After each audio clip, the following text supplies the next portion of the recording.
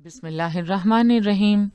अल्लाह की ज़ात पाक का बहुत बहुत शुक्र है जिसकी इज़्ज़त और अज़मत के सदक़े में अच्छे और नेक काम पूरे होते हैं।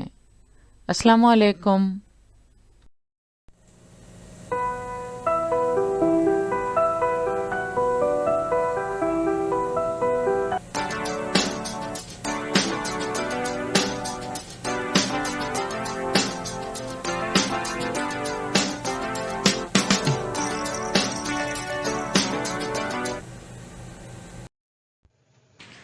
बृहन्मुंबई महानगर पालिका शिक्षण विभाग के तहत जारी वर्चुअल ट्रेनिंग सेंटर की जानिब से पेश होने वाले ई लर्निंग सेशन में आपका इस्तकबाल है। मैं हूं आपके मौलमा मैमुना शेख। तो आइए आपके तालीमी सिलसिले को आगे बढ़ाते हैं और शुरू करते हैं आज का हमारा सेशन। पंजम जमात के लिए माहौल का मुताला हिस्सा दुवम में आज का हमारा मौजू है मुस्तकिल ज़िंदगी और शहरी तहज़ीब। पिछले सेशन में हम पत्थर के जदीद ज़माने के गांव, बस्तियों के समाजी इत्तेहाद और तहज़ीब के मुख्तलिफ पहलुओं के बारे में मालूमात हासिल कर चुके हैं। इस सेशन में हम मुस्तकिल ज़िंदगी और शहरी तहज़ीब का मुताला करेंगे।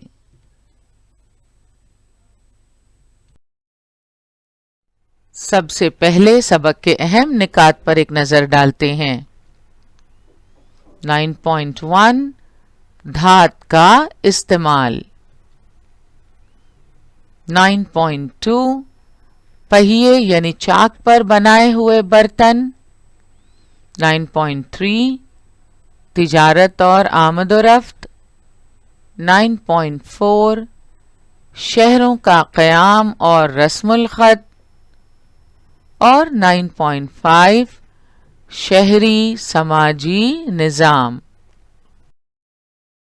आगे बढ़ने से पहले आइए अपनी साबिक़ा मालूमात को ताज़ा कर लेते हैं।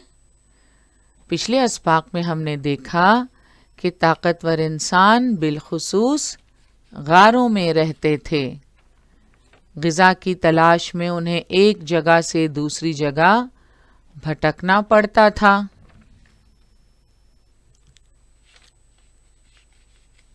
फिर पत्थर के जदीद ज़माने में इंसान की तर्ज़े ज़िंदगी पत्थर के कदीम ज़माने और पत्थर के वुस्ता ज़माने की तर्ज़े ज़िंदगी से मुकम्मल तौर पर मुख्तलिफ थी।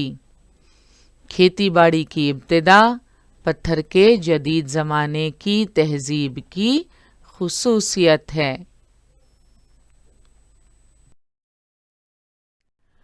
पिछले सेशन में मुस्तकिल ज़िंदगी की इब्तिदा का मुताला करते वक्त हमने देखा कि मवेशी पालने और खेती बाड़ी करने की इब्तिदा हुई। खेती लोगों की गुजर बसर का अहम ज़रिया बन गई। खेती की वजह से हासिल होने वाले इस्तेहकाम की बिना पर पैदा होने वाले अनाज को तवील मुद्दत के लिए ज़ख़ीरा करके रखना मुमकिन हो गया। हमने देखा कि ख़ास महारतें और मुख्तलिफ पेशे वजूद में आने लगे। मिट्टी के बर्तन बनाने वाले, मूर्ति बनाने वाले कारीगर तैयार हो गए। बाहमी ताउन पर मबनी जिंदगी वजूद में आई। खेती के औजार बनाना, उनकी मरम्मत करना और दीगर कई तरह के काम अंजाम देने के लिए माहिर फन कारीगरों की ज़रूरत थी। कारीगरों को उनके कामों का मुआवजा अनाज या दीगर चीज़ों की शक्ल में दिया जाता था। कीमत भी अनाज और अशिया के लेन देन से अदा की जाती थी। इस तरीक़ेकार से खरीदो फरोख्त के लिए तबादले का तरीक़ा राइज हुआ। تبادلے کا طریقہ جسے انگریزی میں ہم بارٹر سسٹم کہتے ہیں۔ نمک کی تجارت کی وجہ سے پتھر کے زمانے میں تجارت کے پھلنے پھولنے میں بڑی مدد ملی۔ گاؤں کی حکومت کا نظام وجود میں آیا۔ گاؤں وسیع اور مستقل ہوتے گئے۔ گاؤں ایک وسیع خاندان ہوتا تھا۔ گاؤں کے سارے افراد ایک دوسرے کے رشتہ دار ہوا کرتے تھے۔ آج کے سیشن میں ہم مستقل زندگی اور شہری تہذیب کے مختلف پہلوؤں کا مطالعہ کریں گے۔ سب سے پہلے ہم دیکھیں گے دھات کا استعمال۔ آپ نے اپنے آس پاس دھات کا استعمال دیکھا ہے، دھات سے بنی ہوئی مختلف اشیاء دیکھی ہیں۔ بہت ساری دھاتوں سے آپ واقف ہیں۔ ان میں سونا، چاندی اور ان سے بنے ہوئے زیورات وغیرہ آپ نے یقیناً دیکھے ہوں گے۔ گولڈ اینڈ سلور یہ قیمتی دھاتیں ہیں، بہت مہنگی ہوتی ہیں اور ان سے بنے ہوئے زیور لوگ استعمال کرتے ہیں۔ کاپر یعنی تانبے سے بنے ہوئے برتن آپ نے دیکھے ہوں گے۔ آج کل یہ کافی مقبول ہو رہے ہیں۔ صحت کے نقطہ نظر سے لوگ ان کی اہمیت کو سمجھنے لگے ہیں، اس لیے کاپر سے بنے ہوئے برتنوں میں استعمال مقبول ہو رہا ہے۔ تانبے کے علاوہ پیتل سے بنی ہوئی اشیاء بھی لوگ استعمال کرتے ہیں۔ اسکرین پر آپ دیکھ سکتے ہیں آئینے کی یہ فریم پیتل سے بنی ہے۔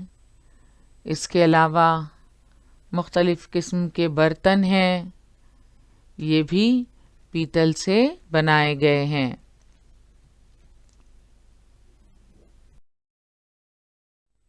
یہ برتن اور دیگر چیزیں کس چیز سے بنی ہوئی ہیں آپ نے پہچان لیا ہوگا۔ جی ہاں، یہ اسٹیل سے بنے ہیں۔ اسٹیل سے بنی ہوئی بہت ساری چیزیں ہمارے گھروں میں موجود ہیں جنہیں ہم استعمال کرتے ہیں۔ خاص طور پر باورچی خانے میں بہت ساری چیزیں ایسی ہیں جو اسٹیل سے بنی ہوئی ہیں۔ تو موجودہ دور میں مختلف قسم کی دھاتیں اور ان سے بنائی ہوئی مختلف اشیاء ہم دیکھتے ہیں، انہیں استعمال کرتے ہیں۔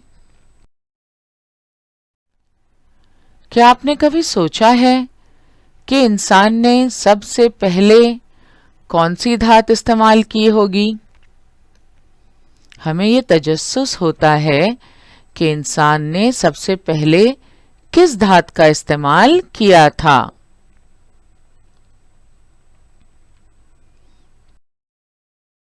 یورپ کے میوزیم یعنی عجائب خانے میں موجود پرانی اشیاء کے ذخیرے کی درجہ بندی کرنے کے لیے کرسچین تھامسن نامی ایک ماہر نے سہ زمانی طریقے پر عمل کیا۔ یہ سہ زمانی طریقہ کیا تھا؟ آئیے سمجھنے کی کوشش کرتے ہیں۔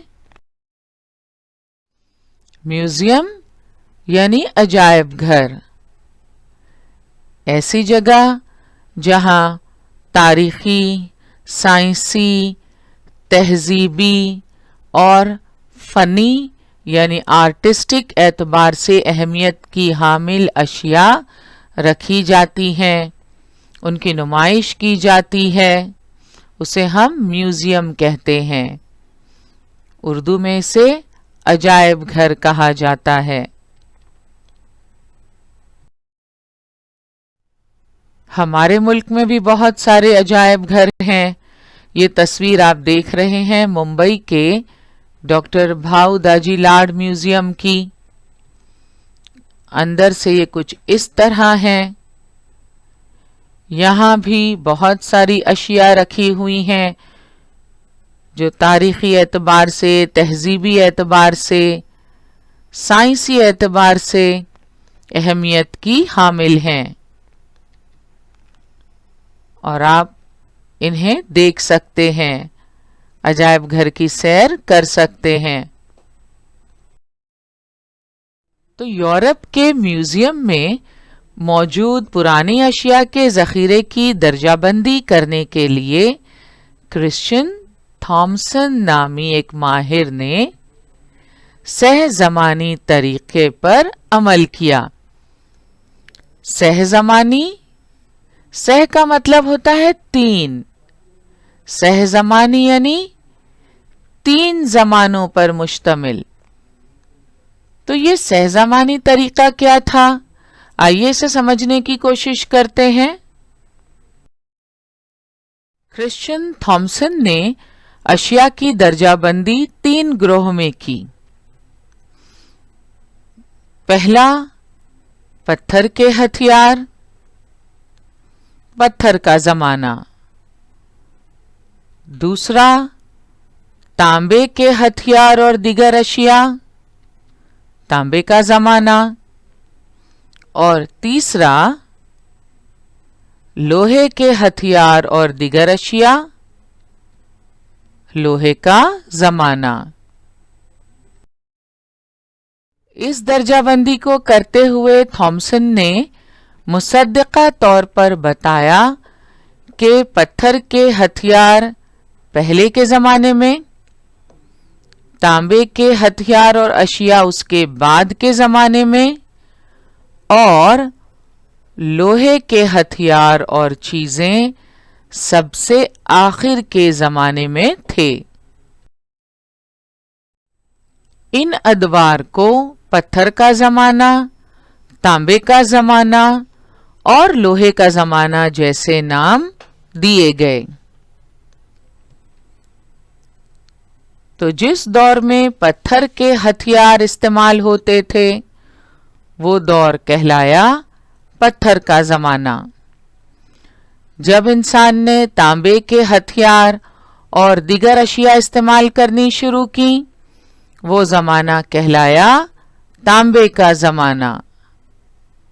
और जब लोहे के हथियार और दीगर अशिया इस्तेमाल होने लगीं उस ज़माने को नाम दिया गया लोहे का ज़माना।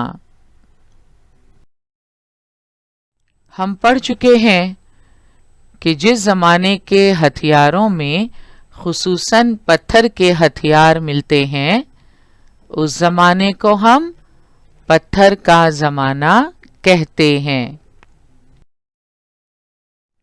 हम ये भी पढ़ चुके हैं कि हथियारों की शक्ल और किस्मों की बुनियाद पर पत्थर के ज़माने को तीन हिस्सों में तकसीम किया जाता है। पत्थर का कदीम ज़माना, पत्थर का वुस्ता ज़माना और पत्थर का जदीद ज़माना। हम पढ़ चुके हैं कि पत्थर के ज़माने में मुख्तलिफ किस्म के काम अंजाम देने के लिए मुख्तलिफ किस्म के हथियारों की ज़रूरत पेश आती थी। लिहाजा इंसान ने अपनी ज़रूरत के मुताबिक पत्थर के हथियार बनाए। हथियारों के अलावा पत्थर से जेवरात और दीगर चीज़ें भी बनाने लगा। तो जिस दौर में पत्थर के हथियार इस्तेमाल किए जाते थे वो ज़माना कहलाया पत्थर का ज़माना। के बाद तांबे से हथियार और दीगर अशिया तैयार की जाने लगीं। लिहाजा वो ज़माना कहलाया तांबे का ज़माना। तो जिस दौर में तांबे के हथियार और दीगर अशिया इस्तेमाल की जाती थीं उसे तांबे का ज़माना कहा जाने लगा। ये हैं तांबे के हथियार और तांबे से तैयार दीगर अशिया। पत्थर के ज़माने के बाद تانبے سے مختلف قسم کے ہتھیار بننے لگے. انسان نے زیورات اور دیگر اشیاء بھی تانبے کی بنانی شروع کی. اس لیے یہ زمانہ کہلایا تانبے کا زمانہ. تانبے کے بعد انسان نے لوہے کے ہتھیار اور دیگر اشیاء بنانی اور استعمال کرنی شروع کی. لہذا وہ زمانہ کہلایا لوہے کا زمانہ. یہاں آپ لوہے سے بنے ہوئے کچھ اوزار اور ہتھیار دیکھ سکتے ہیں. ان تصاویر میں لوہے سے تیار کردہ مختلف اشیاء نظر آ رہی ہیں. برتن ہیں، زیورات ہیں. بائیں طرف آپ ایک کنگھی بھی دیکھ سکتے ہیں. تو جب لوہے کے ہتھیار اور دیگر اشیاء استعمال کی جانے لگیں وہ زمانہ کہلایا لوہے کا زمانہ. تو کرسچن تھامسن نے سہ زمانی طریقے کی وضاحت کرتے ہوئے بتایا کہ پتھر کے ہتھیار پہلے کے زمانے میں، تانبے کے ہتھیار اور اشیاء اس کے بعد کے زمانے میں، اور لوہے کے ہتھیار اور چیزیں سب سے آخر کے زمانے میں تھے. اس کی وجہ سے عام طور پر یہ سمجھا گیا کہ تانبا ہی وہ دھات ہے جو سب سے پہلے استعمال کی گئی. تو وہ کون سی دھات ہے جو سب سے پہلے استعمال کی گئی؟ تانبا وہ دھات ہے جو سب سے پہلے استعمال کی گئی. ابھی ہم نے دیکھا کہ پہلے پتھر کا زمانہ جس میں پتھر کے ہتھیار بنائے جاتے تھے، استعمال کیے جاتے تھے. اس کے بعد تانبے کے ہتھیار اور دیگر اشیاء بنائی جانے لگیں، ان کا استعمال کیا جانے لگا. لہذا ہم یہ کہہ سکتے ہیں کہ تانبا ہی وہ دھات ہے جو سب سے پہلے استعمال کی گئی. لیکن عملی طور پر صرف سونا ہی استعمال میں لائی جانے والی پہلی دھات ہے. سونا یعنی گولڈ، اس کا استعمال انسان تانبے کے ہتھیار اور اوزار بنانے سے پہلے جانتا تھا. پھر انسان نے سونے سے ہتھیار اور اوزار کیوں نہیں بنائے؟ ذرا غور کیجئے، سوچئے. وہ اس لیے کہ سونا قدرتی طور پر نرم ہوتا ہے. نرم ہونے کی وجہ سے ہتھیار اور اوزار بنانے کے لیے اس کا استعمال نہیں کیا جا سکتا. اب ہتھیار اور اوزار تو مضبوط ہونے چاہیے، یہ بار بار استعمال ہوتے ہیں، مختلف کاموں میں استعمال ہوتے ہیں، ان کا مضبوط اور پائیدار ہونا بہت ضروری ہے. مگر سونا قدرتی طور پر ایک نرم دھات ہے. نرم ہونے کی وجہ سے ہتھیار اور اوزار بنانے کے لیے اس کا استعمال نہیں کیا جا سکتا تھا. لہذا انسان نے سونے سے واقف ہونے کے باوجود تانبے کے ہتھیار اور اوزار بنائے.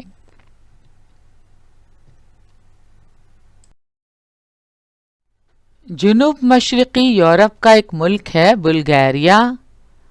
یہاں آثار قدیمہ کی کھدائی کے دوران سونے کی قدیم اشیاء دریافت ہوئیں.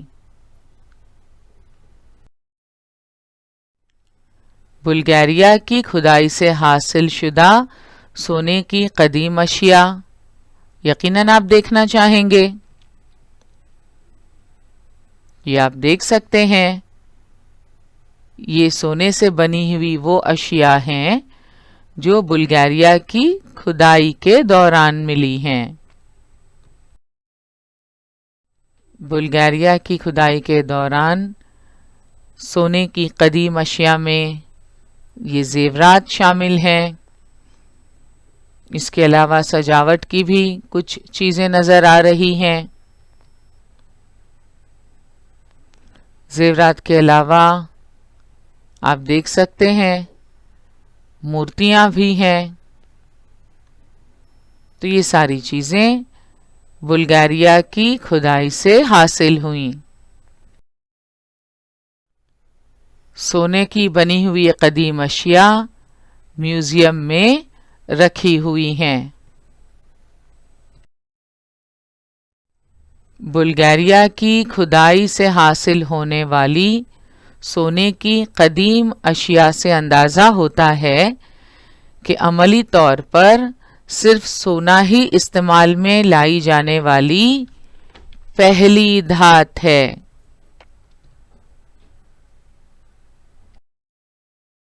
سونا قدرتی طور پر نرم ہونے کی وجہ سے ہتھیار اور اوزار بنانے کے لیے اس کا استعمال نہیں کیا جا سکتا تھا. سونے کے بعد انسان نے ایک ایسی دھات دریافت کی جس کی وجہ سے ہتھیار اور اوزار بنانا ممکن ہو گیا. وہ دھات کون سی تھی؟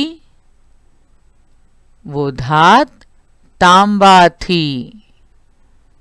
جس زمانے میں تانبے کا استعمال شروع ہوا اس زمانے کو تانبے کا زمانہ کہتے ہیں. تو سٹون ایج کے بعد کاپر ایج یعنی تانبے کا زمانہ. انسان نے ایک ایسی دھات دریافت کی جس کی وجہ سے ہتھیار اور اوزار بنانا ممکن ہو گیا. وہ دھات تھی تانبا.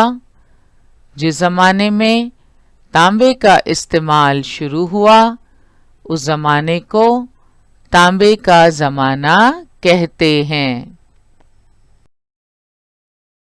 پرانی اشیاء کے ذخیرے کی درجہ بندی کے لیے کرسچن تھامسن نے سہ زمانی طریقے پر عمل کیا.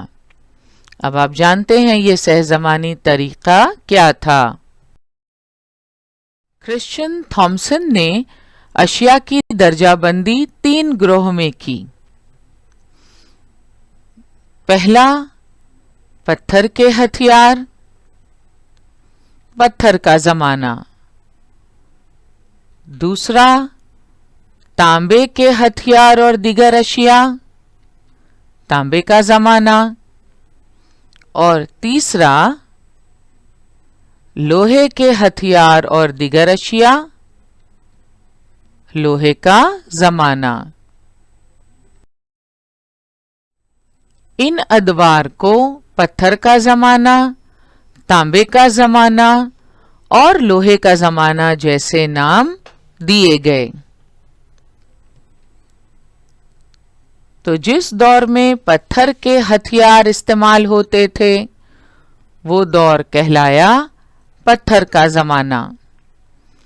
جب انسان نے تانبے کے ہتھیار اور دیگر اشیاء استعمال کرنی شروع کی وہ زمانہ کہلایا تانبے کا زمانہ.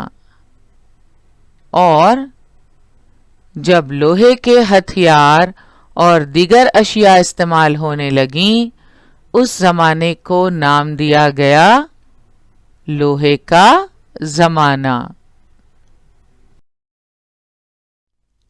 آپ کی درسی کتاب میں صفحہ نمبر 42 پر دھات کے استعمال کے تعلق سے کچھ سوالات دیے ہوئے ہیں.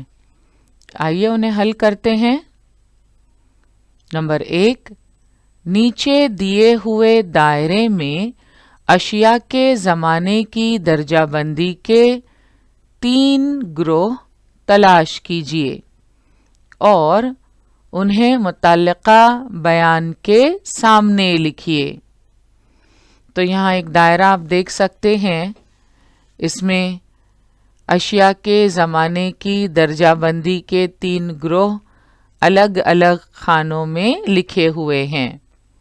پہلے ہمیں انہیں تلاش کرنا ہے اور پھر نیچے جو بیانات لکھے ہوئے ہیں انہیں متعلقہ بیان کے سامنے لکھنا ہے. یہاں آپ واضح طور پر دیکھ سکتے ہیں اس دائرے میں اشیاء کے زمانے کی درجہ بندی کے 3 گروہ ہمیں تلاش کرنے ہیں، اور یہ کوئی مشکل نہیں ہے۔ آپ نے یقیناً پہچان لیا ہوگا کہ ان دائروں میں کون سے الفاظ چھپے ہوئے ہیں۔ سب سے پہلے پتھر، تانبا، اور تیسرا لفظ ہے لوہا۔ پتھر، تانبا اور لوہا۔ اب ہمیں کیا کرنا ہے؟ انہیں متعلقہ بیان کے سامنے لکھنا ہے۔ تو یہ ہیں وہ 3 بیانات جن کے سامنے ہمیں اشیاء کے زمانے کی درجہ بندی کے 3 گروہ لکھنے ہیں۔ الف ہے پتھر کے ہتھیار ڈیش کا زمانہ، ب تانبے کے ہتھیار اور دیگر اشیاء ڈیش کا زمانہ، جیم لوہے کے ہتھیار اور دیگر اشیاء ڈیش کا زمانہ۔ تو یہاں خالی جگہ میں ہمیں ان الفاظ کو لکھنا ہے اور متعلقہ بیان مکمل کرنا ہے۔ الف پتھر کے ہتھیار، کون سا زمانہ؟ پتھر کا زمانہ۔ ب تانبے کے ہتھیار اور دیگر اشیاء، یقیناً تانبے کا زمانہ۔ جیم لوہے کے ہتھیار اور دیگر اشیاء، یہ کون سا زمانہ ہوا؟ لوہے کا زمانہ۔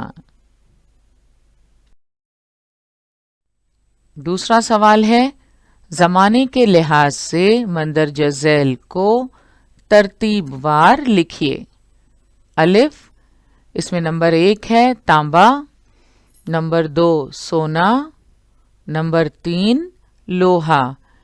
ان دھاتوں کو زمانے کے لحاظ سے ترتیب وار لکھنا ہے۔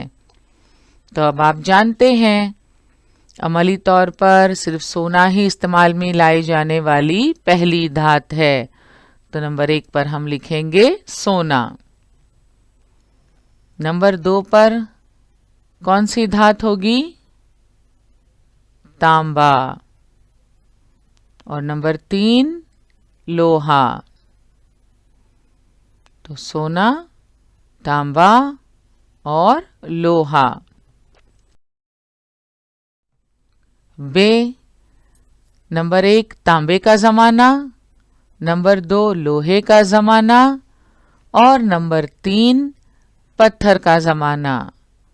اب آپ یہ اچھی طرح جان چکے ہیں سب سے پہلے پتھر کا زمانہ، اس کے بعد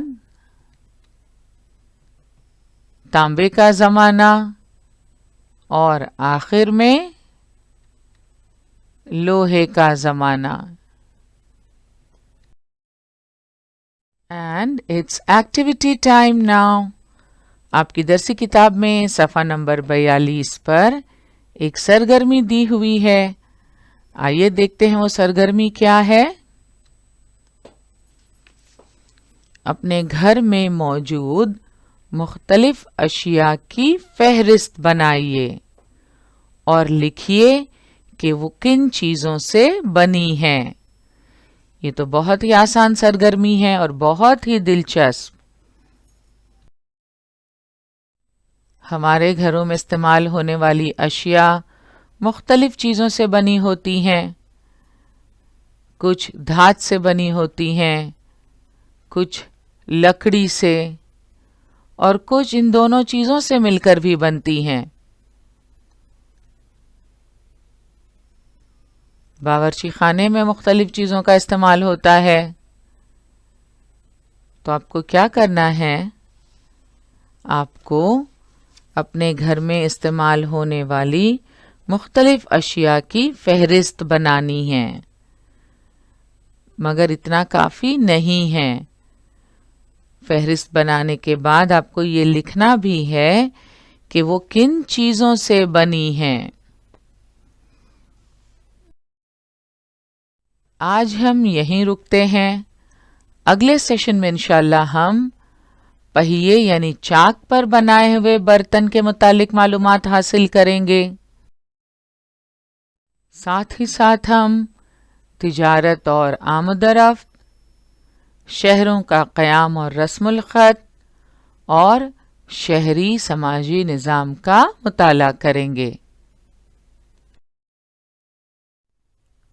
روزیٹا سٹون، روزیٹا چٹانی کتبے کے متعلق بھی انشاءاللہ ہم اگلے سیشن میں تفصیلی معلومات حاصل کریں گے۔ آج کا ہمارا سیشن یہیں مکمل ہوا۔ انشاءاللہ اگلے سیشن میں ضرور ملیں گے۔ السلام علیکم۔